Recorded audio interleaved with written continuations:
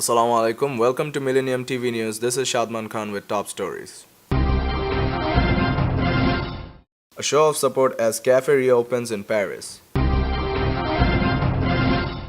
US Appeal Court upholds gun laws after Newtown massacre. US military likely to be open combat jobs to women, said officials.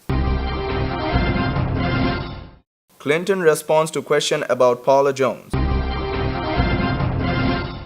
Stranded at the border. Viewers, now the details. Gun control laws passed in New York and Connecticut to ban possession of semi-automatic weapons and large-capacity magazines after the 2012 massacre at Sandy Hook Elementary School were mostly upheld Monday by a federal appeal court.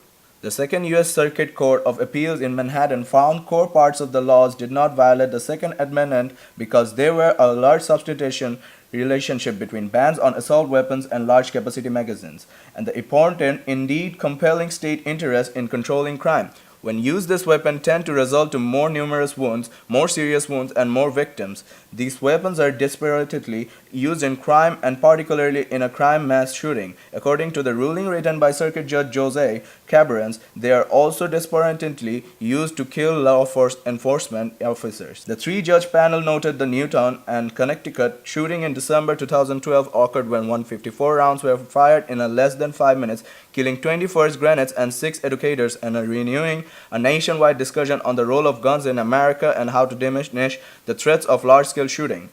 The plaintiffs in the case were groups of supporting guns rights pistol permit holders and gun sellers. Lawyers for those groups didn't immediately return message seeking comment. U.S. Defense Secretary Leon Panetta has lifted the military's ban on women servicing in combat roles, potentially opening hundreds of thousands of frontline positions to women. The ruling officially grounded combat units. But the military will have until 2016 to argue for any specific post they should remain close to women. President Barack Obama welcomed the historic step. At a Pentagon press conference, Mr. Panetta said female service members have faced the reality of combat, proving their willingness to fight and, yes, to die to defend their fellow Americans.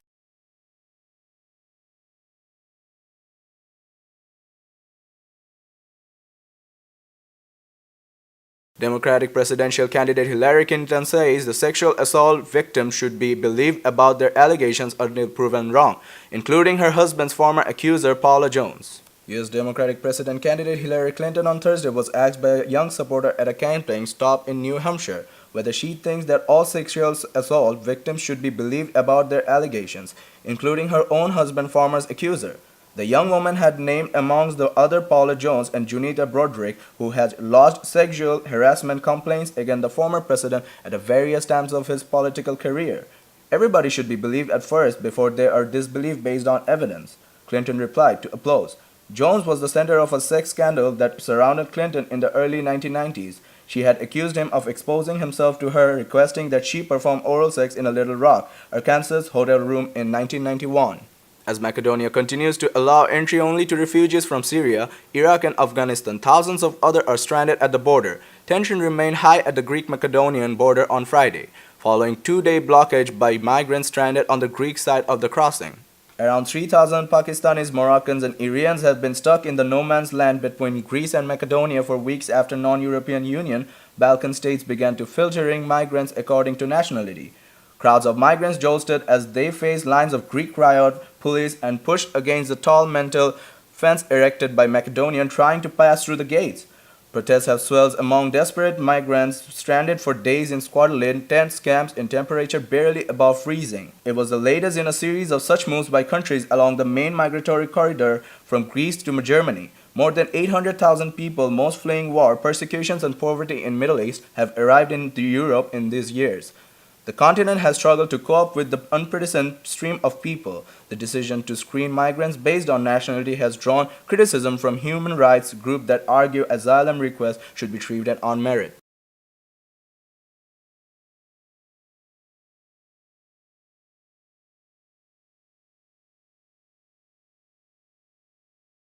Viewers, we'll take a short break. Stay with us. Back in the moment with the headlines here. California massacre act of terrorism, said by FBI. No sign of California shooter parts of larger group, said by FBI. Southeast Asia nation meet to tackle migration crisis. Only solution to refugee crisis in ending Syria war, said by Kerry. Pakistan court filing asks UAE to return Kohinoor diamond. Viewers, let's move on to the next news. The FBI says the suspected California mass shooting suspects engaged in extensive planning before the attack. The FBI is investigating this week's massacre in which a married couple killed 14 people in California as an act of terrorism. An official said on the Friday, as sources say the female shooter apparently pledged allegiance to a leader of the militant group of Islamic State. Tashfin Malik, 27, a native of Pakistan, and her US-born husband, Soyed Rizwan Farooq, 28, were killed in a shootout with the police hours after the Wednesday massacre during a holiday party at Inland Regional Center Social Services Agency in San Bernardino, about 60 miles east of Los Angeles. The attack was the deadliest mass shooting the United States has experienced in 3 years. US investigators are evaluating the evidence that Malik, an Pakistani native who had been living in Saudi Arabia when she married Farooq, had pledged allegiance to Islamic State leader Abu Bakr al-Baghdadi.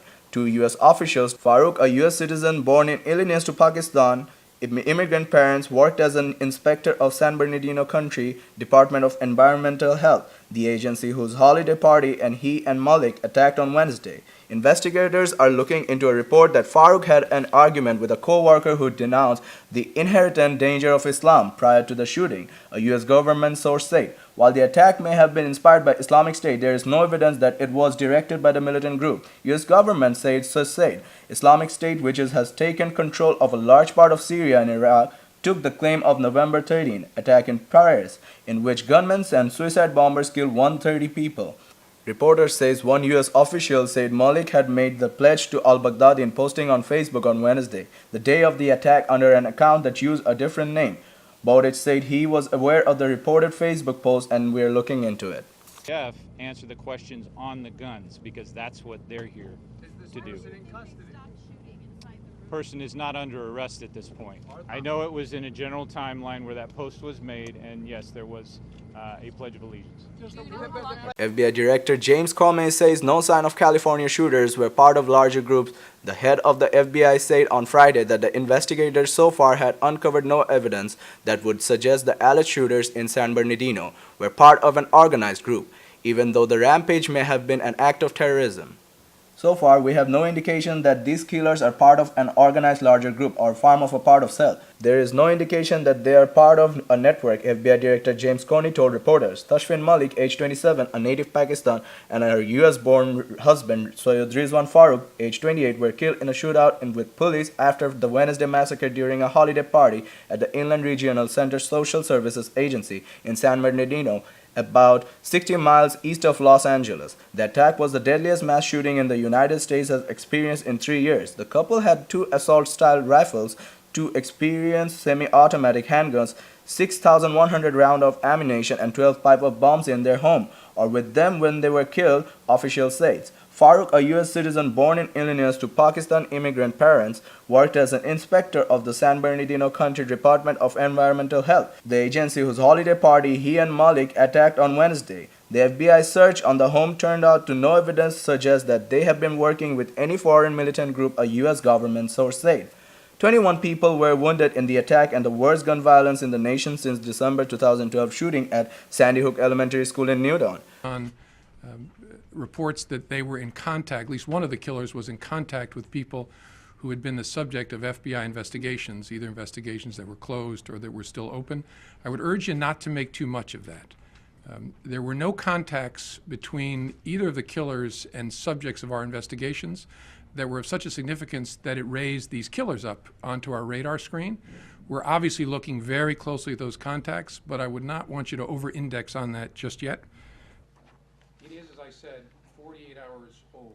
U.S. Secretary of State Kerry says the only solution to the refugee crisis is ending up the war in Syria, which he says will be difficult while Bashar al-Assad remains in power. U.S. Secretary of State John Kerry said on Friday that an end to war in Syria was the only way to refugee crisis to be resolved, and that for a ceasefire to hold, it would be difficult for Syrian President Bashar al-Assad to remain in power and retain legitimacy.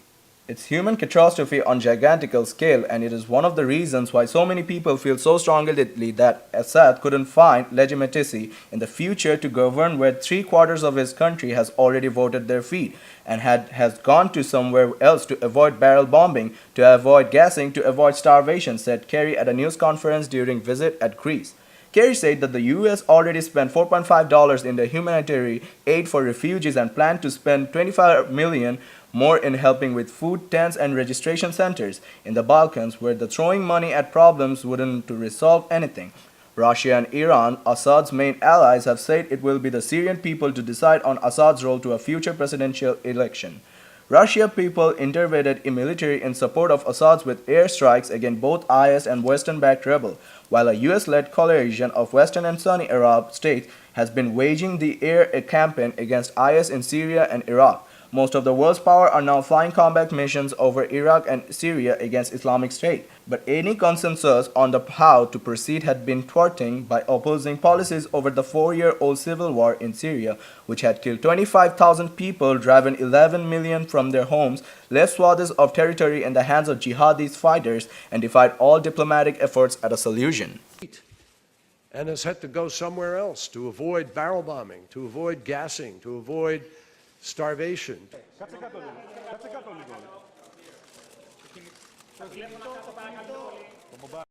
A Pakistani attorney says he has filed a court petition seeking the return of the famed Kohinoor diamond Britain forced India to hand over the colonial times. It's one of the most famous diamonds in the world. The 105-carat Kohinoor is the best known for its prominence in the crown worn by the late mother of Queen Elizabeth during her coronation. But it came originally from what is now Pakistan, taken by British during colonial rule, and now Pakistani attorney Iqbal Jafri has filed a petition with the High Court in Lahore to get it back.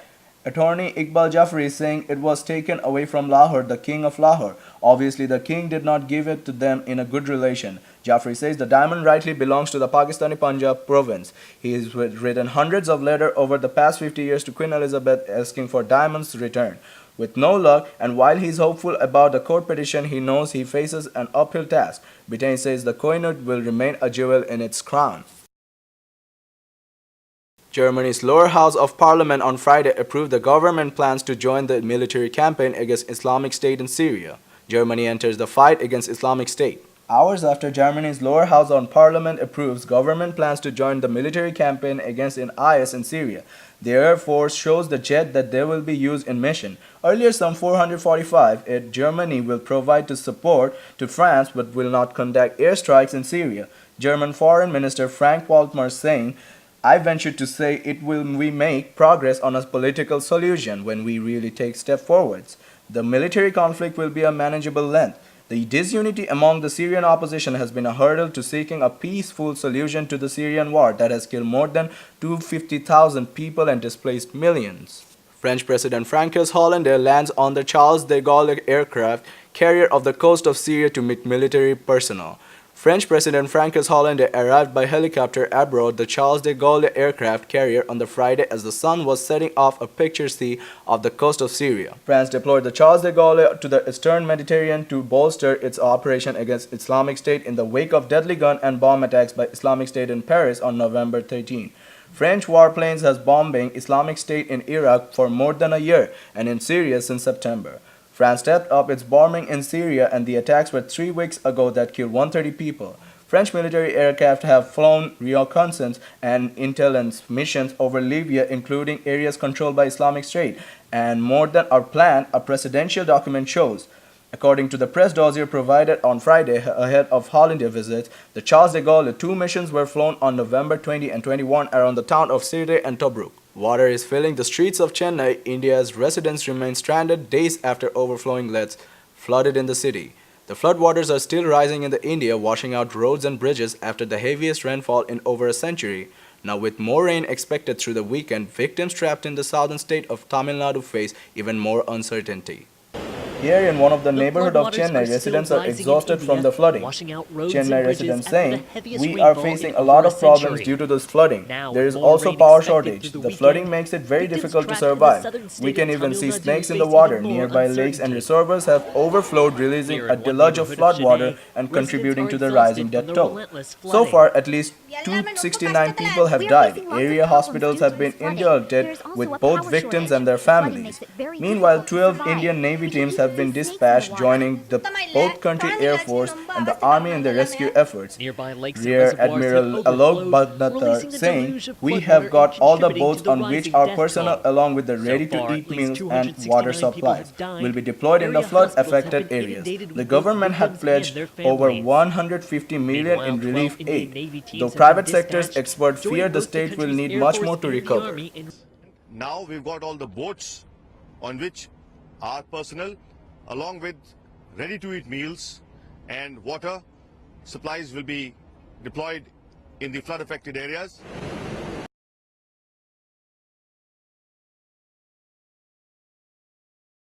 The sister of Syed Farooq, one of the suspects in the massacre in California, says she is deeply saddened and had no indication of her brother's plan. The sister of the male suspect in the San Bernardino mass shooting says she isn't sure if she'll ever be able to forgive her brother again. Speaking in an interview, Saira Khan, sister of Syed Farooq, said, I want to say I'm sorry, deeply saddened. It's a sad day for all of us. Khan says Farooq and his wife, Tashfin Malik, gave no indication of their plans ahead of the mass shooting that left 14 people dead at a holiday party in California. So many things I asked myself if I had called him the morning or the night before. Asked him how he was doing, what he was up to. If I had any indication, maybe I could have stopped it, said Khan. Farooq and Malik were killed in a shootout with police hours after the Wednesday massacre at Inland Regional Center's social service agency in San Bernardino, about 60 miles east of Los Angeles. The couple left behind a 6-month-old daughter. Farooq's brother-in-law, Farhan Khan, said what he did to his own family, his daughter, to the innocent people there, no, I won't forgive him. 21 people were wounded in the attack, the worst gun violence in the nation since the December 2012 shooting at Sandy Hook Elementary School in Newton, Connecticut, in which 27 people died. To the innocent people there, no, I won't forgive him. Egyptian security officials say an attack on a restaurant in Cairo has left at least 16 people dead and 2 others injured. Investigators say it was an attack by disgruntled former employee. They say the man had hurled a Molotov cocktail into the restaurant after an argument.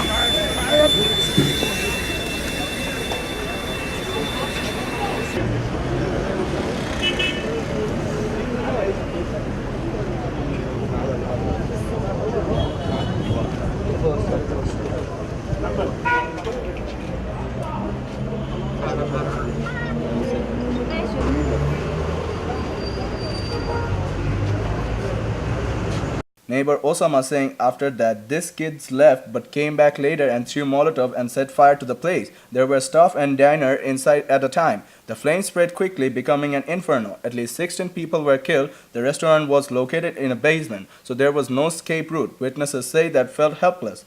Mustafa Farooq saying, I ran outside and saw the nightclub on fire. The flames were really strong. I then saw ambulance pull out around 16 bodies, 6 of which were women. It's difficult to tell if they'll survive or not. 2 others were injured in the blaze.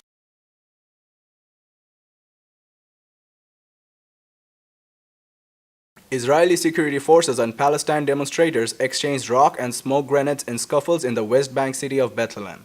Scores of Palestinians protesters hurled stones at the Israeli security forces in the West Bank city of Bethlehem on Friday. The security forces fired stun and smoke grenades at the protesters. Also on Friday, a Palestinian stabbed and wounded an Israel near the West Bank city of Ramallah and was also then shot dead, the Israeli army said. More than 2 months of Palestine knives attack and car ramming and occasional shooting have killed 19 Israelis and US citizens. Israeli forces have killed 101 Palestinians in the same period, of whom 62 were identified by Israel as assailants or caught on camera carrying out assaults. Most others were killed in clashes with police or the military.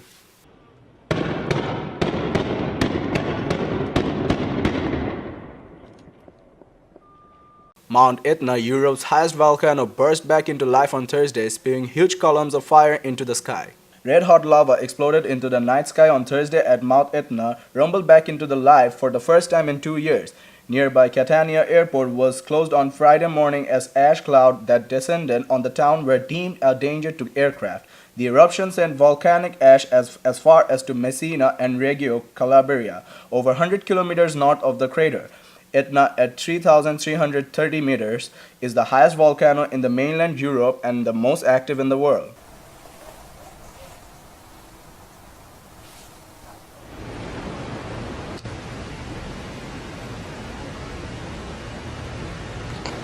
Candlelight vigil is held in a memory of the victims killed in the San Bernardino shooting as police releases images of the suspect weapons. Hundreds gathered to remember the victims of a shooting in San Bernardino that claimed 14 lives and left 21 people wounded. We are a city full of hopeful optimists.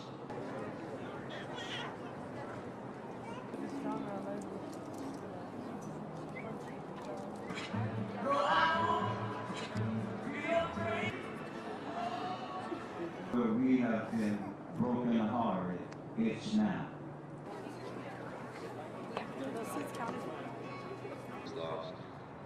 Bueno, de las tres personas que están en esa lista de personas lesionadas son latinos, tenemos many innocent people. I want to thank all of those who put together. This tragedy will not paralyze, will continue to be our first priority. We pray. Amen. The attack was the deadliest instance of U.S. gun violence since the 2012 shooting at Sandy Hook Elementary School. Nearly half of those at the holiday party where an armed couple opened fire were amongst the dead and wounded. To remember the victims, police say as many as 3,500 people gathered here at San Manuel Stadium. Among the attendees were Arlen Verdoyo and his 3 children. His wife, Beth Bottle, was one of the victims. Shooting victim's husband, Arlen Verdoyo, saying, "She was great until I took the kids to the school and she was getting ready to go to work, to go to conference, and that was it." Other members of the community also attended the show support. Community member Miriano Lino saying, "We need to be strong, and even though we might not be related to any of the victims or we might not know them, I feel it still resonates a lot of us because we are all hurting. It happened in our community and it hurts us all." The 2 suspects, a couple in their late 20s, were killed in a shootout with police 5 hours later. The massacre authorities says they had amassed thousands of rounds of ammunition and a dozen pipe bombs. Whether or not the attack was motivated by extremists' ideology remains unanswered. Investigators say it could also have been work-related.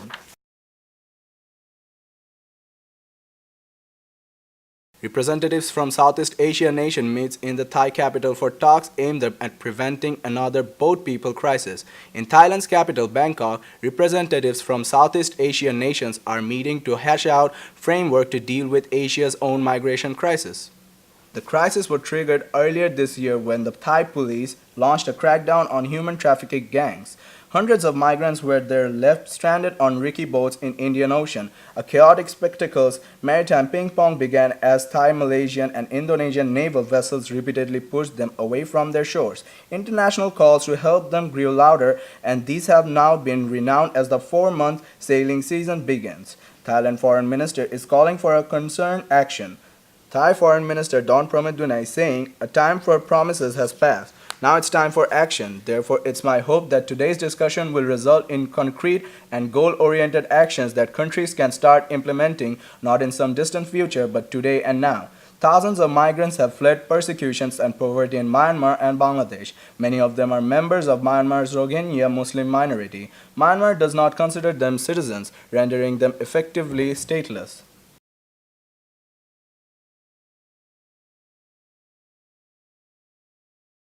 Viewers, now the business news.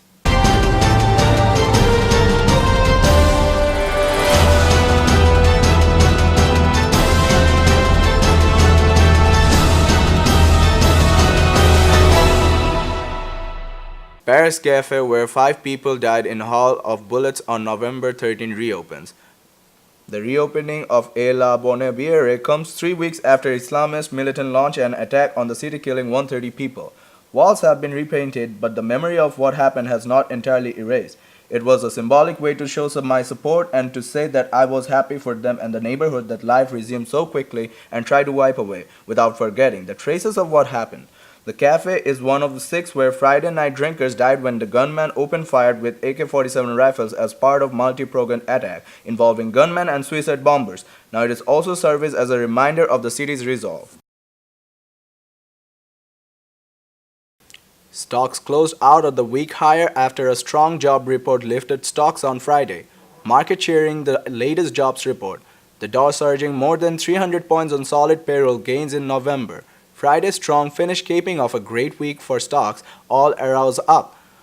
211,000 new jobs were created last month, beating forecasts, and September and October's figures were upwardly revised. Wages were up all slightly as well. Wells Fargo chief equity strategist I think the stock market is very happy. I mean the stock market saying they've pretty much made up their mind yesterday. The rates were going up, now we see justification for it. The Federals now ahead of the game. Oil dipped to the slightly above $40 a barrel as OPEC, faced with the global supply of glut, failed to agree to the production ceiling. Ongoing reports of an E. coli outbreak plaguing Chipotle Mexican Grill shares fell on the reports that 3 more states have been reportedly illness, bringing the total up to 9 since October.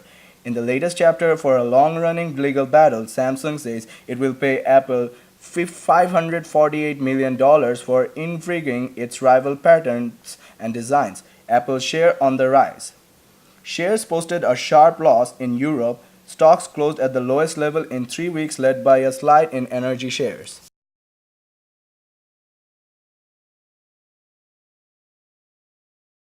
European Central Bank President Mario Draghi used a speech in New York on Friday to clarify the central bank's less-than-expected policy announcement from Thursday.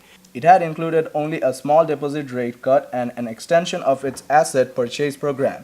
This disappointed investors who had expected more aggressive action, sparking Thursday's sell-off in Europe and US. However, Draghi made it clear that the door is open for more, if needed. Mario Draghi, President Europe's Central Bank, saying, QE is there to stay, and if it's needed, it could be recalibrated. And like the way any of our instruments, like it happens with all monetary policies in everywhere in the world, markets reacted positively with the major indexes up around 2% after Draghi's comment.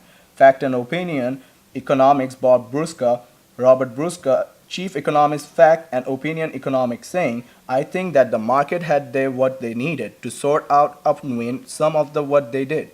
Abar. Economic Bob Busca saying, I think that the market had they needed to sort out of unwind some of what they did yesterday, because I think that was excessive. That was purely an announcement effect, and therefore isn't any reason that you should have had that kind of magnitude. That said, Brusca says more stimulus is needed in Europe, but the Draghi may have a hard time getting political support, especially from Germany, where the economy has begun gaining strength. Viewers, now the science and technology news. Disaster relief humanoids on the display at the International Robot Exhibition 2015, but Leonardo da Vinci steals the show. Leonardo da Vinci greets visitors to IREX, Japan's International Robot Exhibition. The Italian painter-engineer died 500 years ago, but his android copy is a star of the year's show in Tokyo. Other humanoids are also mixing with the visitors.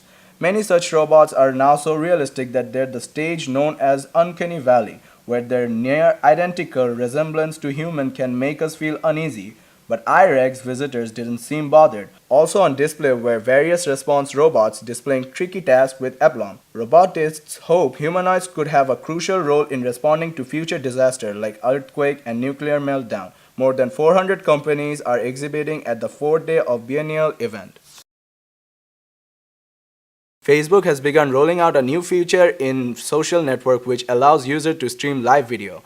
A select group of celebrities and high-profile users have been able to use the service for several months. Live streaming via mobile phones has become one of the big technology trends of the year. With Twitter-owned Periscope and Meerkat proving popular, last year Amazon paid $1 billion for the live streaming game site Twitch. Initially, Facebook Live video feature will be available only to a small percentage of people in the US and will be limited to iPhones. The tech giant said that over time the company plans to bring to it all users, but it did not give specific timescales. Introducing the service, Facebook said, Live lets you show the people you care about what they're seeing in real time, whether visiting a new place, cooking your favorite recipe, or just share some thoughts. The stream will be available to display a number of live viewers, the name of friends who are watching, and real-time comments as they are written. The video will be saved to users' timeline until they choose to delete them. Samsung has agreed to pay Apple $548 million as a part of deal to settle long-running patent dispute. The arrangement was revealed in papers filed to California court by both companies on Thursday. The dispute began in 2011 when Apple said Samsung was using some of its patent technologies without permission. The payment does not mean the end of the row, as the next year the US court will decide if Apple deserves more damages. The New Horizons probe has at last returned some of the super-shaped pictures it took of Pluto during its horrific flyby of the July. The images released by the US Space Agency on Friday show detail on the surface of the dwarf planet at a resolution better than 80 meters per pixel. On the Earth at this scale, one could easily discern a city park. With the New Horizons, we see crystal clear views of mountains, craters, and smooth ice fields. These close-up images showing the diversity of terrain on Pluto demonstrate the power of our robotic planetary explorers to return integrating data to scientists back here on the Pluto Earth, said John Grunsfeld, the head of NASA's Science Directorate. New Horizons thrilled us during the July flyby with the first close-up images of Pluto as the spacecraft transmit the treasure trove of images in its onboard memory back to us. We continue to be amazed by what we see. Nothing of this quality was available for Venus or Mars until decades after the first flyby, yet at Pluto were there already. Down among the craters, ice fields, and mountains less than 5 months after flyby. The science we can do with these images is simply unbelievable. All the pictures were acquired by New Horizons Telescope long-range reconnaissance images. The probe continues to be moved deeper into space. It is now about 167 million kilometers beyond the dwarf planet and subpoint of 5.2 billion kilometers from Earth. The spacecraft had been put onto the course to fly by another object known simply as 2040 MU69. This will occur in just over 3 years' time. However, the team does not yet have a budget from the US Space Agency to operate the probe at the roughly 45-kilometer wide body. The scientists plan to submit formal requests for funding in the next few months. Viewers, now the sports news.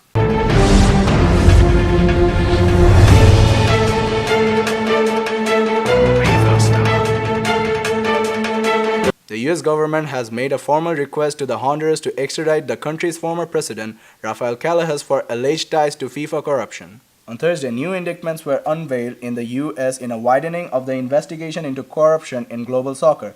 Callejas, who served as the head of the Honduras Soccer Federation after his presidency, says bears no responsibility for any of the accusations made against him. The former Honduran Soccer Federation chief saying, "The issue is concerning, it's difficult, and I hope there is due process. The public demand does not override a judicial system which is obliged to act because this could happen. I'm a public figure for many years. I have spoken out against illegal activities. I hope to do this now." The former president is one of the 16 soccer bosses from across South and Central America charged for their involvement in multi-million-dollar bribery schemes for marketing and broadcast rights. He, however, says he does not recall the value of the contracts he signed.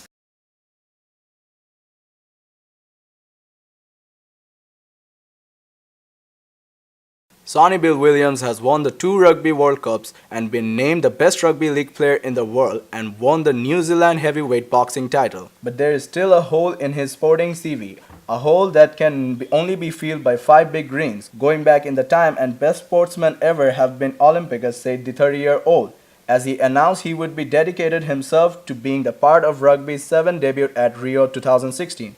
Usain Bolt, Muhammad Ali, the list goes on. It's just amazing opportunity to become one of those. This weekend is the start of the journey as Williams, a little more than a month after lifting the Webb Elias Cup, heads to Dubai for the first event of the globe-trotting 7 World Series. This is not one of the 6 of his season to meet his new teammates and learns a 7-a-side game for the sidelines. He is not only a 15-a-side star aiming to be part of rugby's new frontier.